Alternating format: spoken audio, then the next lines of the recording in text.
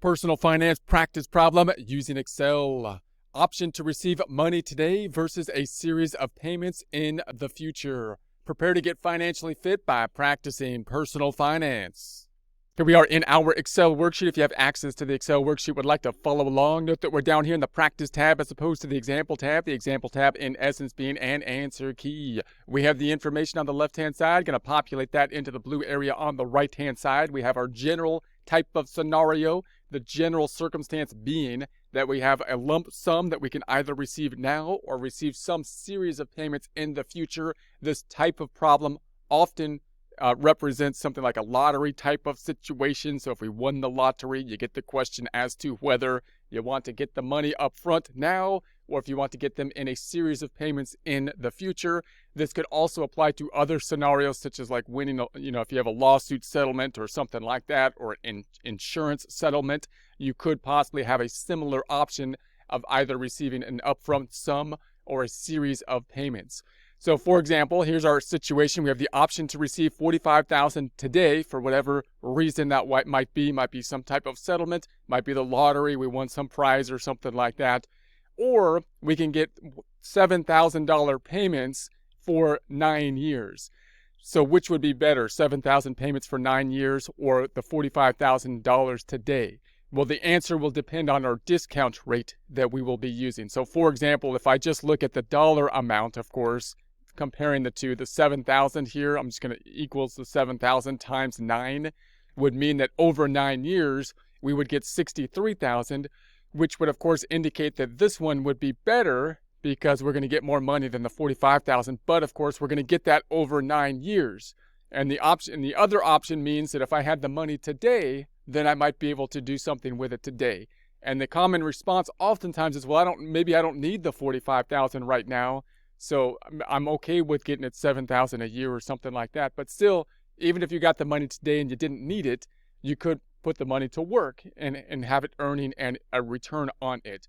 So there's at least two factors that are kind of involved here. One, time value of money will typically go down. So if I get 7,000 a year later, the purchasing power of that 7,000 will typically be less than if I got it today. But above and beyond that, if we got it today, we could put it to work with something today, either spending it on what we want or by investing it and getting a return on it. Whatever that return is the thing we're losing. That's the opportunity cost of us choosing the other option.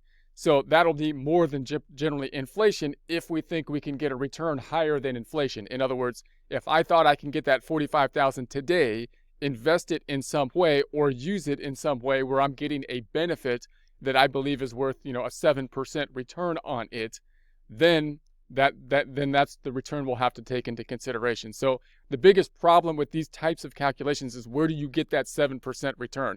It is not simply the interest rate, because the interest rate in the U.S. might be around 1 to 3% if the Fed or if the government shoots properly for what they want. But it's also the opportunity cost that you're losing for what you think you could have gotten with that 45,000 if you had it today. Again, either through the pleasure of simply using it if you needed it, or if you don't need it, then where you could have invested it, what return are you losing by not having it up front? And that's going to be the discount rate that we'll have to use here. So if we assume that then to be the 7%, we'll do our calculation. So if we get a series, obviously if we get the lump sum payment, that happens at time period 0, we get the money today, we do whatever we want with it, we might invest it and get some return on it at that point in time. If on the other hand, we're going to get a series of payments of 7,000, then we're going to discount it. We're going to discount that series of payment using the present value calculation to try to get a number that is equivalent to the time period 0 number so we can do our comparison. Let's start that off with a formula. Excel formula equals the present value. Going to bring it back to the present. Shift 9, left, left, left, left. We're going to pick up the rate. So we have the rate here and then comma. We're then going to go left, left, left number of periods, which is going to be 9, comma. And this will be a payment instead of skipping the payment to go to the future value, because this is an annuity we're dealing with. Series of payments. So we're going to go left, left, down to the 7,000 and enter. I'm going to make that a positive number by double clicking on it and then flipping the sign. So I'm going to put a negative in front of the P. You could put a negative somewhere else, but I'm going to put it in front of the P in my case. And that's going to be the 45,605. So that's pretty close to what we had before. So if we got the lump sum payment, we're at the 45,000. This one is slightly more, so the annuity, it looks like it's going to be slightly more even if we present value it at the 7%. So we're comparing, of course, period $0 to getting the money today to the period $0 kind of equivalent, assuming the discount rate at the 7%. Let's do the same calculation with our mathematical formula. Before we do, we're going to hide some cells. I'm going to put my cursor on column C, drag over to column E, let go, right click, and let's hide some of those cells. So we're going to be working here on the table. I'll make this a little bit larger so we can see our information. Okay, so now we're going to do this calculation. We'll do this fairly quickly because we've seen it in the past. I want to jump to the running balance calculation next, which I think is a useful thing to look at. So if you want to skip forward to that one, you can here if you don't want to do this calculation, but I think it's worthwhile to look at the running balance. So it's going to be P equals the payment. The payment's going to be the 7,000 times 1 minus the 1 over the 1 plus R, 7%, to the N, 9 periods, over R, 7%. I'm going to plug that into our table format, putting these two primary components in the outer column and any sub-calculations inside in the inner columns. So we're going to start off with the payment in the outer column here, and this is going to be the 7,000. So this will be the 7,000. And then I'm going to take the numerator, some subcategorizations, this whole thing on the numerator, and then I'm going to do another subcategory, which is simply going to be this numerator, the 1. So on the full numerator, I'm going to put on the outside this 1, this solo 1, and then I'm going to put this calculation in the inside. So I'm looking at the other numerator, which is this 1 on top, which I'm going to call numerator 2, which I know is not the most descriptive name, numerator 2. And that's going to be then 1, this 1 right there, 1. And then I'm going to put that over the denominator here, the 1 plus R to the N. So I'm going to say the 1 plus R and shift to the N. I'm going to put a colon indicating that this is going to be a subcalculation of that. Inside here, 1. And then I'm going to say the rate is going to be R, or 7%. Percentifying that by going to the home tab, number group, making that a percent, font group, and underlining it. Then that's going to give us a subtotal, which I'm going to call subtotal. Use the trusty sum function equals the SUM, shift 9, up arrow, holding down shift, up again, and enter. Making that then a percent. Home tab, numbers, percentifying it, 107%. Taking that to the periods, N periods, which is N. That's going to be 9 years, so that equals then the 9 years. Let's underline that by going to the Home tab, Fonts group, and underline.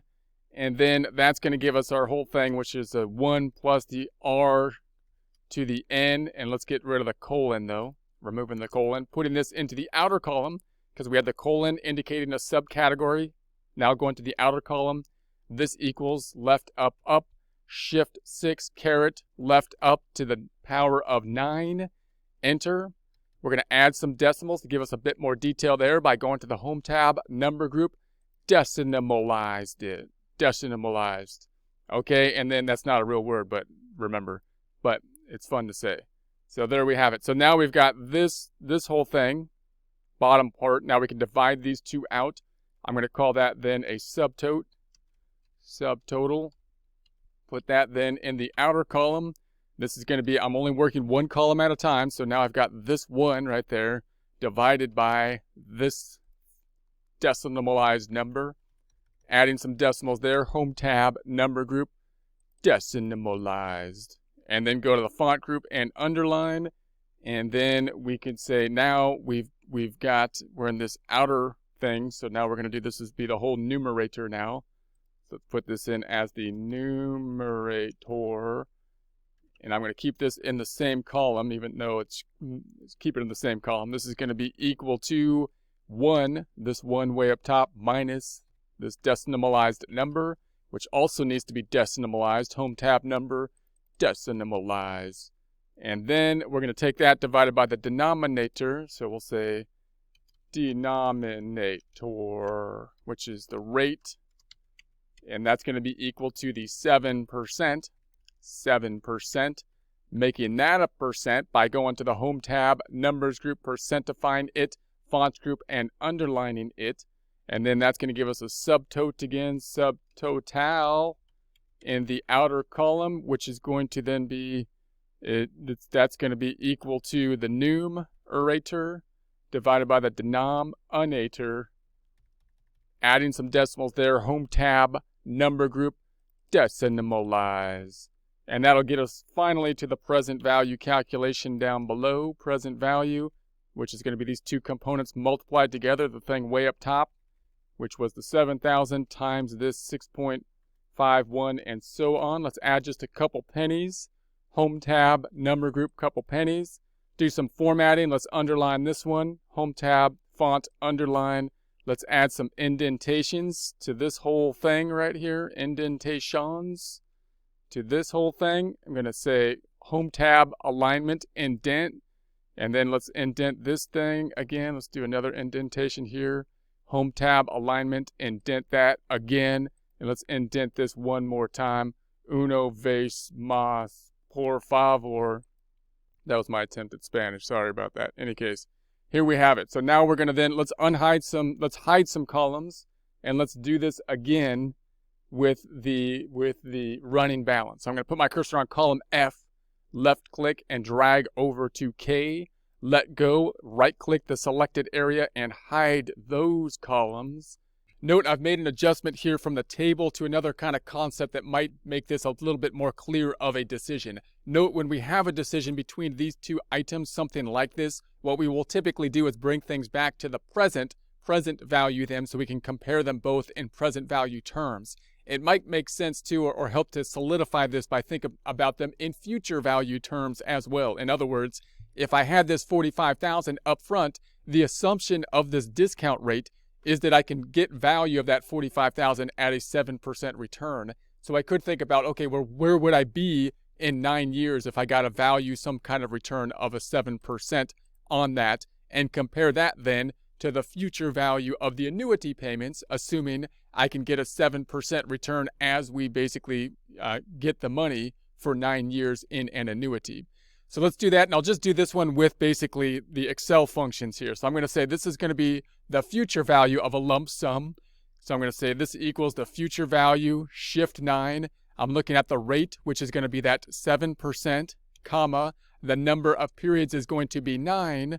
And then I'm going to have 2 commas because I'm not going to put a payment here, but look at the present value of the option of getting the money up front, the $45,000. So we'll start with the $45,000 and enter.